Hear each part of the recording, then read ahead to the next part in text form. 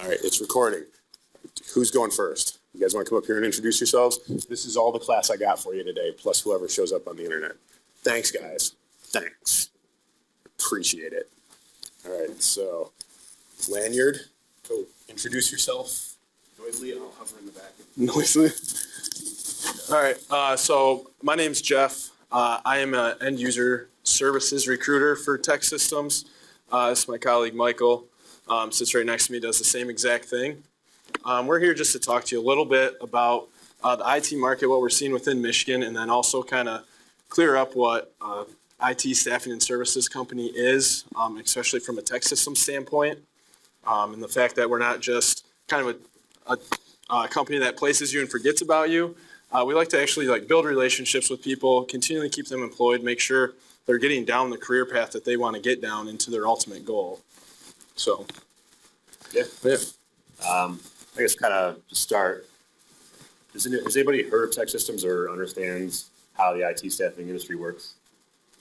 I've heard of you. Okay. No. I have no idea how tech staffing works though, because I always look at it. All right. So Tech Systems, I mean, we've been around for probably 30 years. Largest IT staffing recruiting firm in the nation that's privately owned. Anybody here football fans? Heard the Baltimore Ravens? The owner of the Baltimore Ravens started Tech Systems in Aerotech, so huge business, obviously, if he was able to buy an NFL team. Here in West Michigan, the IT market is booming. Alone right now, we have about 350 IT professionals working for us in the West Michigan market. And that number, we're looking to be north of 400 probably by mid-year, just because there is a lot of jobs out there that need to be filled. Does that mean 60 openings right this second? We have about 110. So currently in the West Michigan market, for the IT industry, unemployment is somewhere between 1.5% and 2%. That's usually because those are unqualified IT professionals. Basically, it technically should be negative, which is not really possible. It's because people are going from one job to the next, but it's an extremely hot market right now and a great place to be in IT. So I guess to start, we had a couple questions that were posted on the blackboard. See if any of these people posted questions showed up. All right. I'll keep up here if you want to start with the screen. First question is from Trevor. Right there. I like the hat, by the way. Go Wings. Is an associates in network administration along with certifications, Security Plus, Network Plus, Linux, Cisco acceptable to land a job? The answer is yes. And just because your professor's sitting here, the degree isn't the biggest thing to land a job. They like certs. IT companies love the certifications. It almost takes place of that degree. However, for certain clients, certain companies, such as Michigan State, Sparrow, almost all education, they require a bachelor's degree. Michigan State, I know, requires a bachelor's degree to even get the interview. But for instance, like Sparrow, you'll hit a ceiling where you can no longer increase your pay grade. It kind of stops at a certain point. Unless you have that bachelor's degree, then you can kind of generally move up within. And then just as far as certifications go, for the networking side of the Cisco certs are pretty important. They're pretty big. What was it? The CCNA. Basically what that comes down to, it's like having a bachelor's degree almost when you have that certification. And then say that one more time, but louder, because we're in the Cisco class right now. So for Cisco certifications, if you kind of compare them to having associate's, bachelor's, and then a doctorate, the CCNA is basically like having a bachelor's degree almost. Then your CCNP is like having a master's, and then CCIE is like having your doctorate pretty much when you're looking at the Cisco networking side of things. But again, like I said, certain companies don't care about having that bachelor's degree, associate's degree, while others, it is a must to be able to get in and to be able to move up to the higher pay grades and higher positions within there. What was the next question? Next 5 to 10 years, do you think Michigan will continue to get new IT jobs? Absolutely, yes. The new switch data centers coming in. You can talk a little bit about this. Has anybody heard about that new, what have you heard about it so far? Starting salary like $3 grand. Okay. Yeah. Basically, Switch. So currently they are in Nevada. I think they're in Las Vegas and Reno. Have right around 1,500 employees total. But they are a large data center, and they are planning on bringing roughly 1,000 IT jobs to West Michigan by probably 2018, 2019. And that's the old Steelcase. Exactly. The old pyramid building you see over there off M6, that's where they're going to be going to. I think it's right around like 2 million square feet that they're in the process of redoing right now. But that estimate, they're looking at, like you said, anywhere from 60 to 200,000 and up. That's going to say about $5 billion in economic boost in West Michigan here in the next 5 years. So you can only imagine. I mean, that's just going to upgrade the quality of life here even more than it's already heading to. Have they reached out to tech systems to say, hey, we've got positions for them? So great point. We already have a great relationship with them in Las Vegas where we've actually done about 30% of their hiring. So you kind of do the numbers. If they do 1,000 jobs here, potentially we'll have 300 jobs we'll be filling for them in the next 5 years. So it's definitely a good time to be in West Michigan. Right now, Grand Rapids is on the watch list for boom cities, just because there is a lot of companies putting the resources here in Grand Rapids. And kind of an interesting fact about Switch, and one of the main reasons why they selected this location here in Grand Rapids, because you think, I mean, why not go, Silicon Valley, North Carolina, where there's a big boom going? For Grand Rapids is actually one of the safest places in the United States as far as from a natural disaster standpoint. And so a lot of those companies out there on the West Coast, they're dealing with earthquakes now on a monthly to yearly basis. And just having that offline for a couple seconds at a time, and when they're supporting companies that are bringing in millions of dollars a day, those couple seconds cost them tons of money. And so the combination of having a safe haven of natural disasters combined with a little bit lower, I guess you could say, cost of living than those other locations, they can pay their workers a little lower and have a safer spot for their operation. That's why Grand Rapids made sense, which means a ton of opportunity for everybody in West Michigan right now for IT. And then as far as what state is the best to land an IT position, at this point, it's hard not to say Michigan, especially with the new Switch data center coming in and the advancement within the automotive industry. Michigan ranks fourth in the nation in employment in high-tech industries. I know that between the 9 major motive industries, I think they're looking to bring in roughly $2 billion over 10 years within the high-tech industry, bringing in jobs, trying to keep everything. I mean, the next best thing. I mean, now cars have wireless in them. I mean, they're just continually trying to stay on the cutting edge of everything that's coming out. And then just as far as what qualities in a person is IT companies looking for, they're looking for young, sharp individuals coming in that want to work, want to continue to grow and advance within that career. They want them to be driven. They don't want someone to come in and just be stable in their job, work 8 to 5, and go home and be sufficient working level 1 help desk. They want people who want to help grow themselves and help that company grow as well. I mean, most jobs now are going to be more of a hybrid role where they want you to be able to be in front of a customer. So customer facing is very important. So having that mix of people skills mixed with your IT background is essential. And also kind of just touch on the question before as far as what state. Obviously, we talked about Michigan. We're going to support Michigan because we're from here, but some other states that are big, obviously California, you got the Valley there. North Carolina's seeing a big boom right now in the Charlotte, Raleigh area.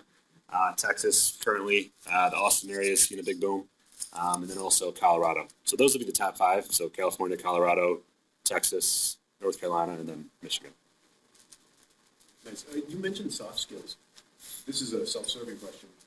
Do you think we can educate people better on that? Do you think one of our programs requires a business communication and interactions class? Mm-hmm. And we've been thinking about moving that into all of the IT degrees. Definitely. That's definitely key because, I mean, there's going to be very few jobs where you don't have to interview for.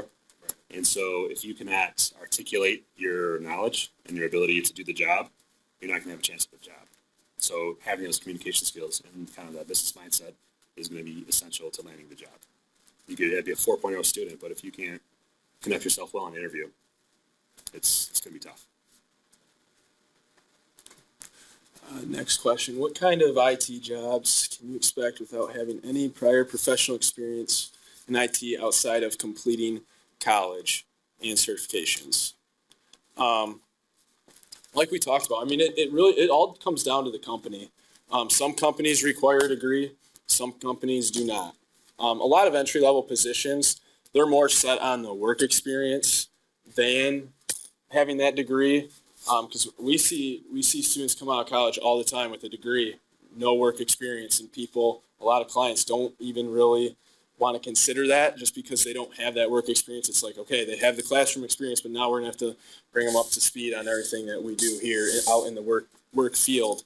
And what we tell a lot of people, going through your school is great. I don't know if you guys have a support side, end user support here that you can get involved with.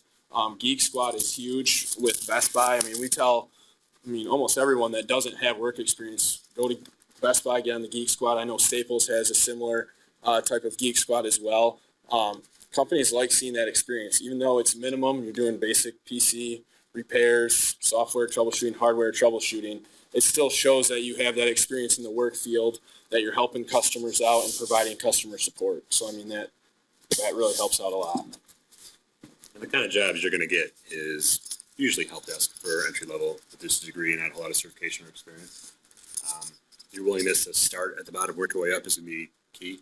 As much as you want to be potentially like a network engineer in 5 years, you got to start somewhere first. So understanding that it is a process and you're not going to walk in at day one, most times making that $70,000, what you see as the average salary for a network engineer or whatever job it is that you're looking for. Stay positive. It's going to work out. Like I said, the job market's great. And as long as you keep moving forward and push yourself, you'll be in a good situation. And then Jeremy, what are the minimum requirements to getting an entry-level position right now?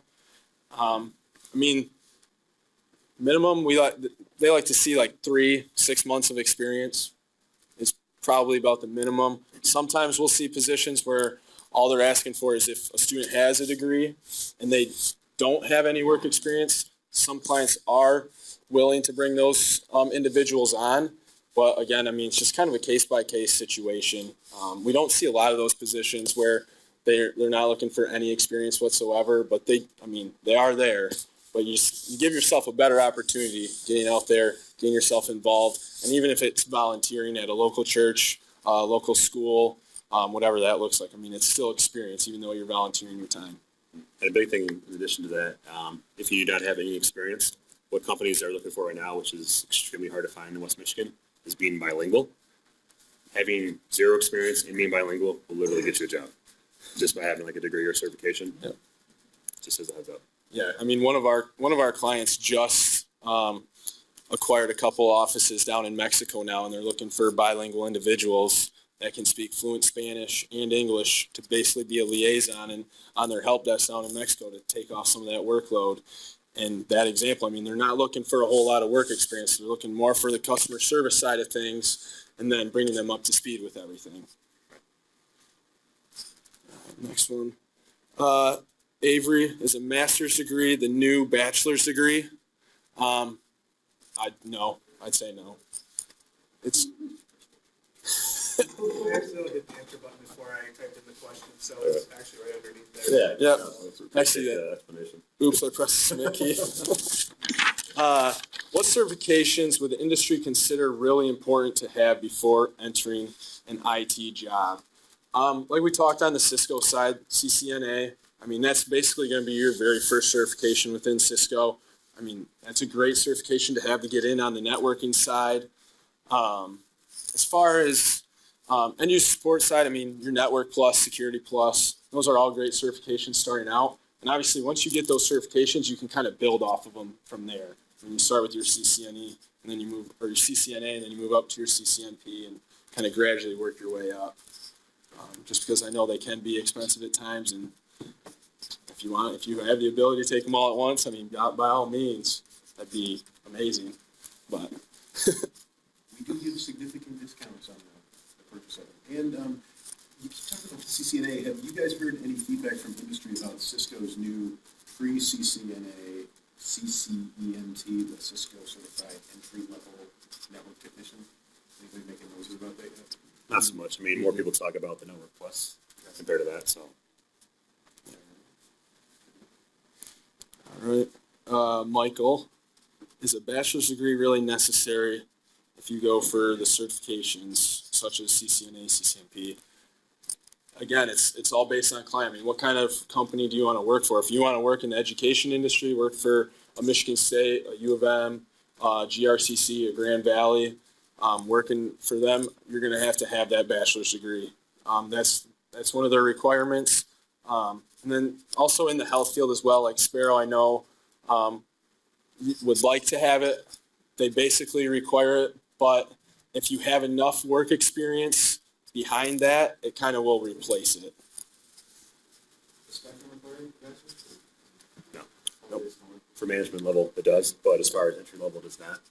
And Spectrum, I mean, they're one of the big ones that have a system in place that filters out all resumes automatically, and they'll key on different words that's on your resume. So if you don't have certain words, like certain certifications, potentially a bachelor's degree, associates, those kind of things, if that is not on your resume, it'll automatically disqualified. So unfortunately, Spectrum is probably one of the toughest ones to get into, but if you don't have a degree, it's probably, you got in probably because you knew somebody, to be completely honest.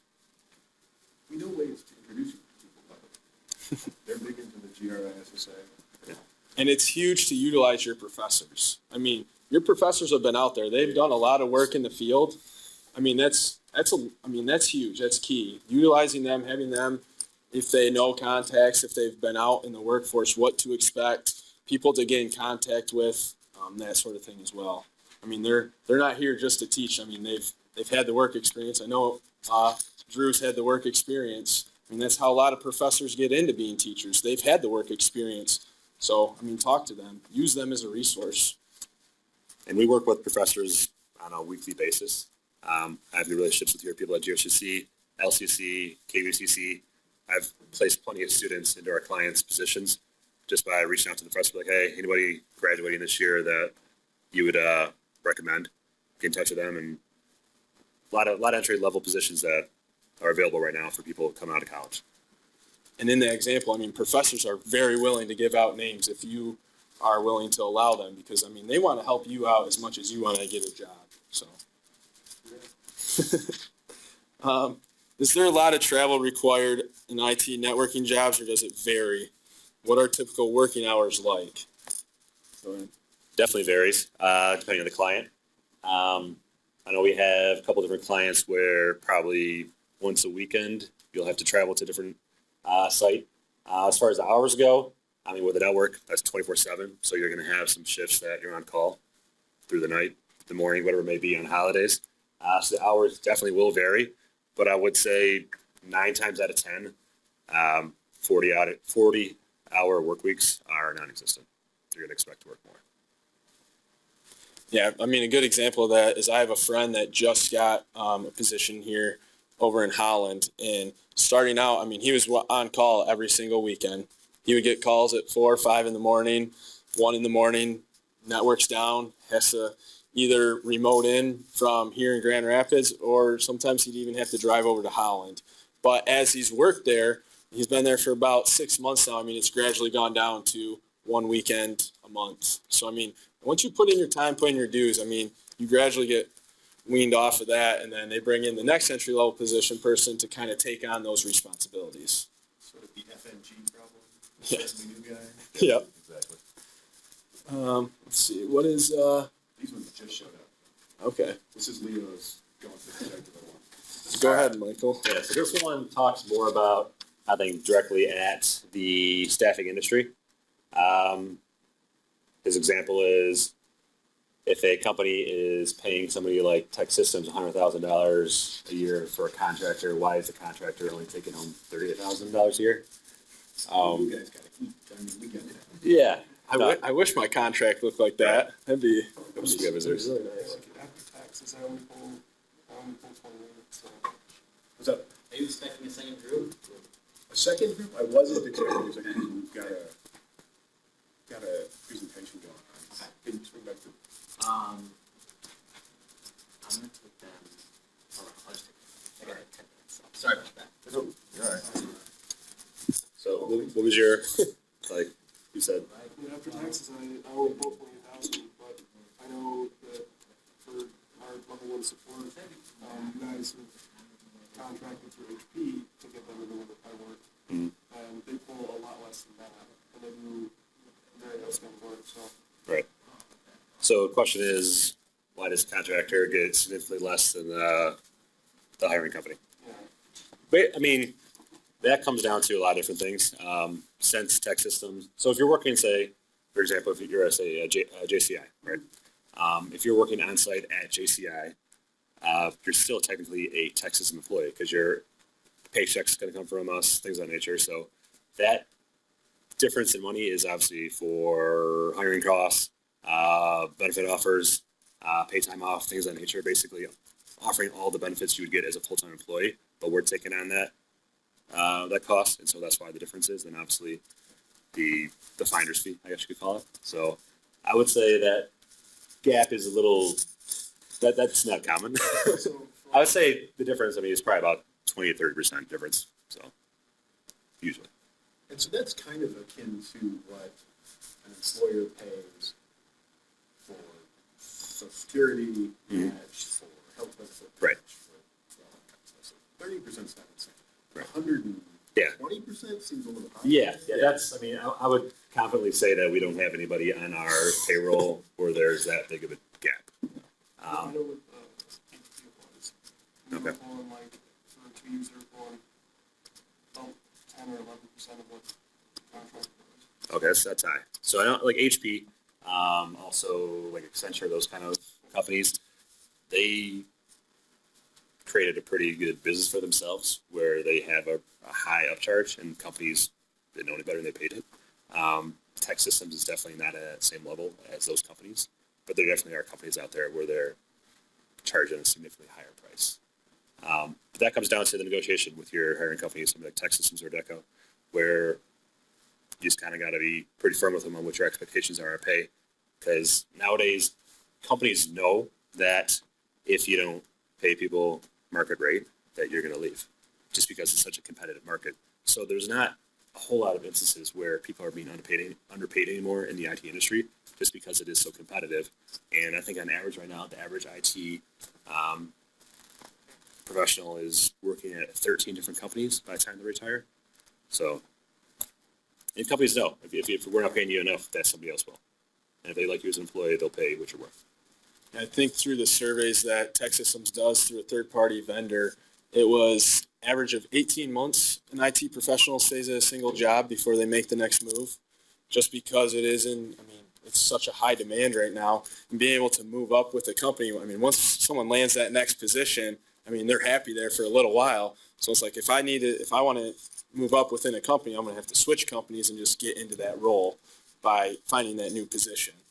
So that's what we're seeing a lot of. That's why that time at a company is so low and that period of turnover is so low, is because, I mean, they're looking to, I mean, they want to get into that next role. They want to get up within that company as quick as possible. And if that's the easiest way of doing it or their best way of doing it, I mean, that's what people are doing. Does that help answer? Okay. What is a typical day like in general? Who's Leo? So, yeah, that was his question. I'm not Okay. in this place. Okay. A typical day like for IT professional? Okay. I mean, it varies. Like I said, it depends on, what technology you're in, but. So network admin, I mean, that you're going to spend probably half the time on the phone, half the time, in person, but it's going to be a typical desk job for the most part. Help it out, potentially like a level 1 support team as well. Sometimes an escalation point for help desk tickets. You'll be on call for sometimes, on the weekends, dealing with the company's network connectivity issues. Anything goes down, you're the person to call. So, I mean, it's all over the place. So, like I said, every position is going to vary. Basically, whatever the company decides, those responsibilities are going to be for that position. So, it's kind of a tough one to say what a typical day is like. Yeah, every place is different. There's a lot of certifications in the IT industry. Which one is important to get and why? I mean, that all depends on, whose question is this? Con. I mean, it depends on what you're looking to get into. Are you looking to be in the end user support side, network side, systems admin side? I mean, it all depends. You're going into programming, web development. What area within IT are you looking to get towards? network administration. I mean, obviously starting out with your Network Plus would be a great starting point, and then getting into the Cisco certs after that. But it varies because, I mean, there's so many different avenues to take within IT now. It's not just like, I'm an IT professional. Well, I'm end user support. I'm working network infrastructure. I want to be a systems admin. I want to be an IT manager. I want to do programming. I want to do web development. Now there's a lot going into security with all the breaches we've had recently. I mean, that's another huge thing. In the financial industry, they're looking at IT professionals, trying to bring in as many IT professionals now. They're starting to realize with all the breaches that they've had that IT professionals are extremely, extremely important to them. They're a huge, valuable asset, especially to be able to make sure all their networks are secure. And that's one of the big things that I've seen reading through articles that the financial industry is starting to really, really pick up and really look to be bringing on good, solid IT teams, security teams, network teams to make sure that everything stays secure and nothing happens like it has in the past with like a Target, the Home Depot, that sort of thing. Target's got old West Michigan security that took basically the Spectrum Health team. Yeah. Yeah. I had one point that I didn't hear you guys bring up that's beyond this. You mentioned on the way in LinkedIn. Yes. How important do you think that is to a young budding IT professional's future? It's a necessity. If you don't have a LinkedIn set up, then do one today. I would say probably about 75% of our contact with IT professionals is via LinkedIn. On top of that, when an interview is set with one of our companies, the first thing they're going to do is look at your LinkedIn profile. So you got to make sure that the profile has a professional picture to start. Not like one of me at the bar. Yeah. No. Or a selfie in the mirror. No, Probably not the best choice No either. mirror Bathroom selfies. flexing. No pictures with your boo. My boo. So you got to keep it professional. If it's suit and tie, ideally, at least something that just kind of portrays your image and your brand that you're trying to. How's that do? You're doing That looks good. All right. It's like a pretty good headshot. And the other thing is they're going to go from LinkedIn and then they're going to go look at your Facebook. Yes. Yeah. Make sure your So don't Facebook's have private. one of those. Yeah, don't make sure It's private. if you have a bunch. Yeah, make it private. And if there's pictures on there that you feel that it might be a make or break, you might want to take those down as well. Right. But just, based on the market and LinkedIn, other than LinkedIn, there's not a whole lot of ways to get in contact with people. You have job boards out there, but through our surveys that we've done through our third-party vendor, it's less than 10% that people get a job through job boards, job postings such as Monster, Indeed.com.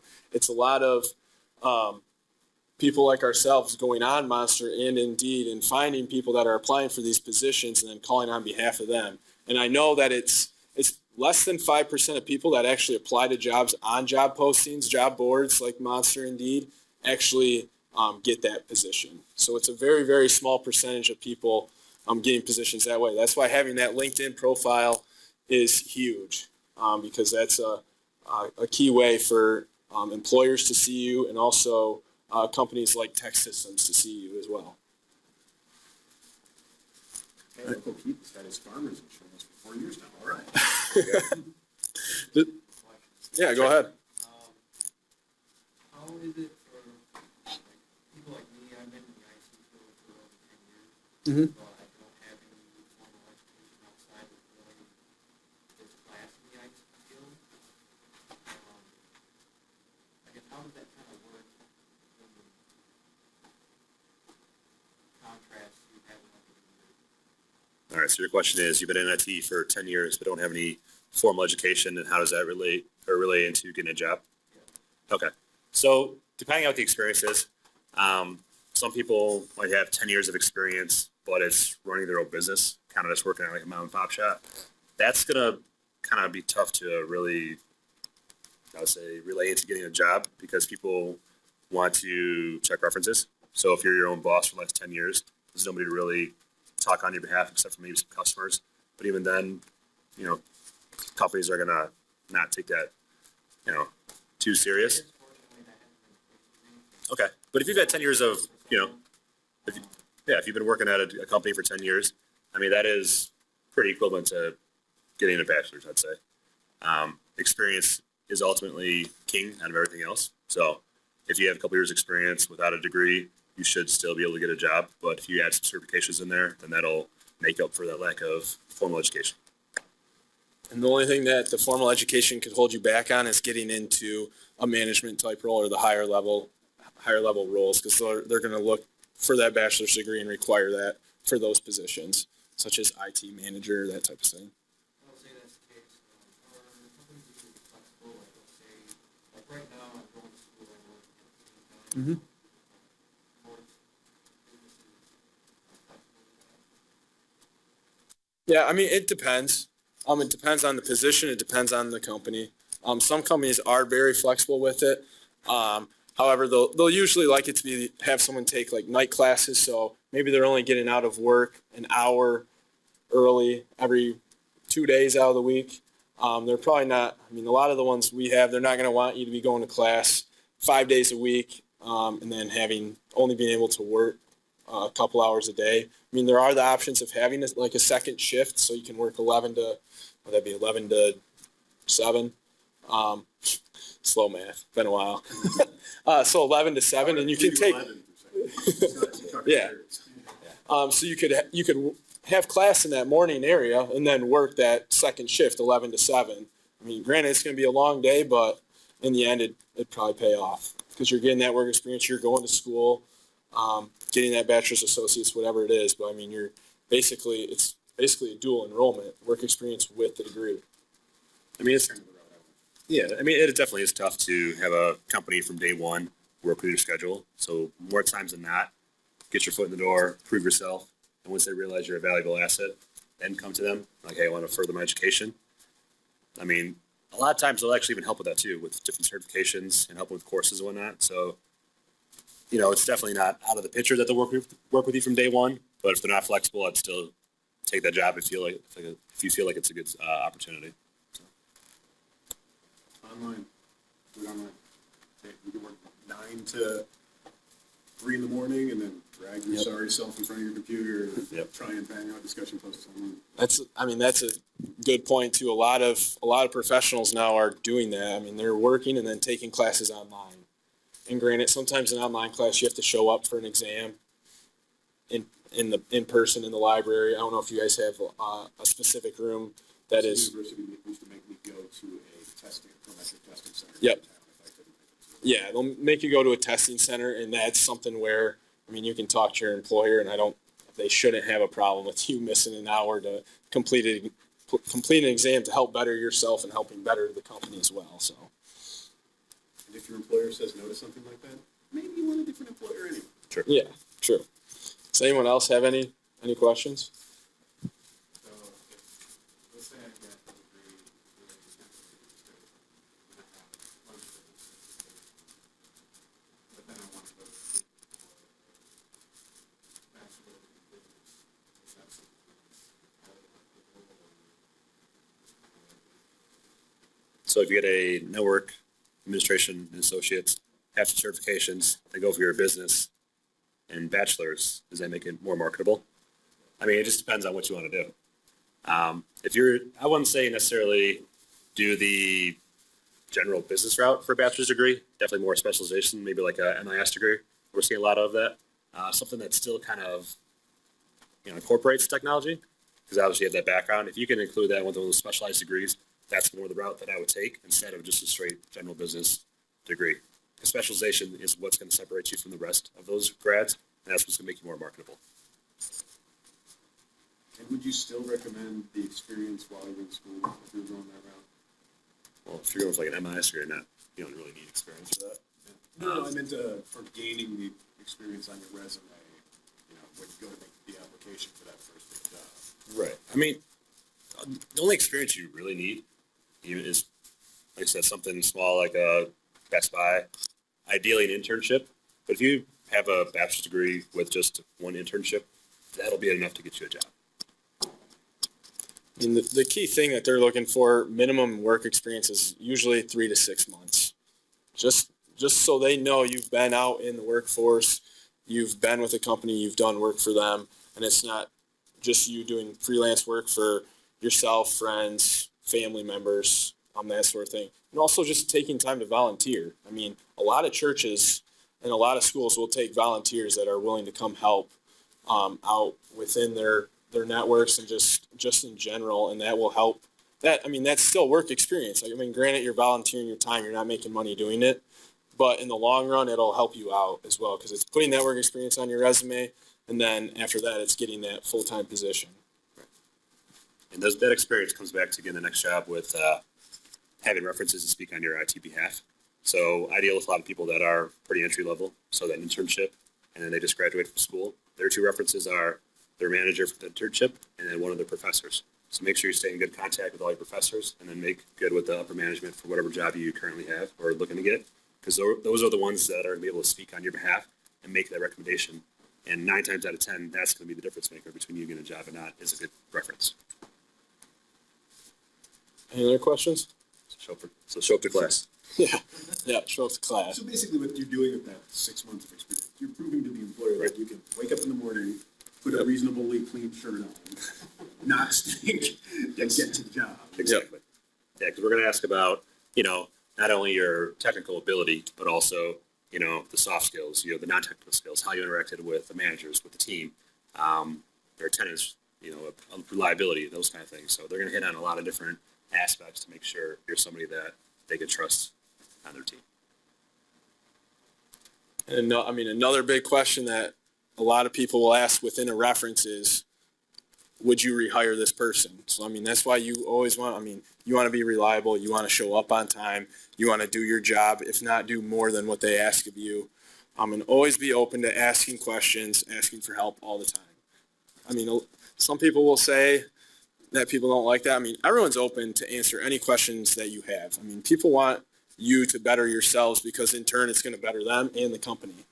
So don't be afraid to ask questions. Be open, be vulnerable. Yep. And to land a job, like I said, it's going to be more about who you know, using your networking skills. That's going to be the biggest thing to get you a job. Like you said, there's like 10% of people who get their jobs off of job boards. A lot of times you're going to be one of 500 people that apply to a job, and it's going to get filtered out through whatever algorithm they got on their resume filter. And that's just the way it is. So make sure as you're going to school, looking for jobs, you're talking to as many people as possible, and just stay in touch with them and understanding. And the big thing also is networking events. There's a ton of networking events here in Grand Rapids that we go to, that a lot of students go to. Be part of that. That's going to help you get that job just as much as someone like Tech Systems would. The instructor publishes a bulletin board message saying, hey guys, the IT thing's going. Right. Yes. Yep. So networking events are probably your number one avenue to get a job here locally, and tied with Tech Systems. Tied, maybe even just a little bit behind. Yeah. Is there any other questions? Can we give it up for Tech Systems? A little love. Thanks for coming in. We appreciate it. Appreciate it. Thanks for having us. Anytime. Do you guys have any business cards just in case?